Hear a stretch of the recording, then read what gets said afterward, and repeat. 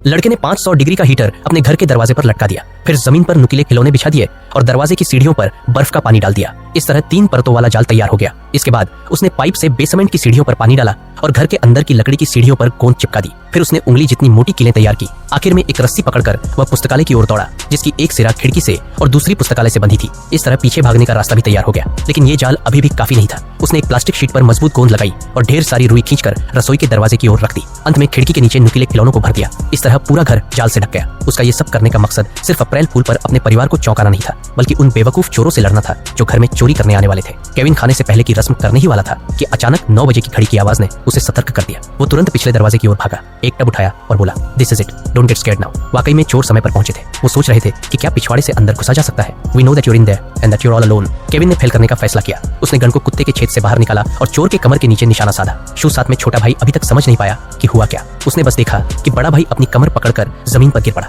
और बार बार पूछता रहा, what happened, get that little. लेकिन किसी ने नहीं सोचा था कि छोटा भाई अपना सिर कुत्ते के छेद में डाल देगा और उसे मिलने वाला था तगड़ा झटका। केविन ने पहले ही राउंड में जीत हासिल की। वो खुशी से उछल रहा था जैसे कोई 8 साल का बच्चा हो। बाहर खड़े चोरों को अब समझ में आया कि ये छोटा लड़का आसान नहीं है। उन्होंने सोचा कि अब 2 रास्तों से अंदर घुसा जाए। बड़ा भाई मुख्य दरवाजे पर पहुंचा और बिना देखे ही ऊपर की ओर चढ़ने लगा, पर गिरकर मुंह के बल जमीन पर जा गिरा। वो ऐसा लग रहा था जैसे कोई उल्टा कछुआ हो। वो फिर उठा और पास की रेलिंग पकड़कर ऊपर चढ़ने की कोशिश की, लेकिन फिर से धड़ाम से गिर गया। वो किसी तरह होश में आया और जैसे तैसे ऊपर चढ़ा। फिर दरवाजे की कुंडी घुमाई, लेकिन वो गर्म होकर उसका हाथ जला गई। अब उसकी उंगलियां झुनझुनी हो गई थी। ये सब केविन चुपचाप देख रहा था और फिर से खुशी से उछलने लगा। बड़ा चोर समझ गया कि मुख्य दरवाजे से अंदर नहीं जा सकते, तो गुस्से में आकर फिर से पिछले दरवाजे की ओर गया। उसने दरवाजा धीरे से खोला और जैसे ही अंदर घुसा, सिर पर जलता हुआ तार गिरा। अब उसके बाल उड़ गए और वो मिडिल ईस्ट वाला हेयर स्टाइल लेकर रह गया। लेकिन कहानी अभी खत्म नहीं हुई। अब बड़ा चोर गुस्से में दहाड़ता हुआ अंदर घुसा और केविन को मारने की धमकी दी। Where are you little creep.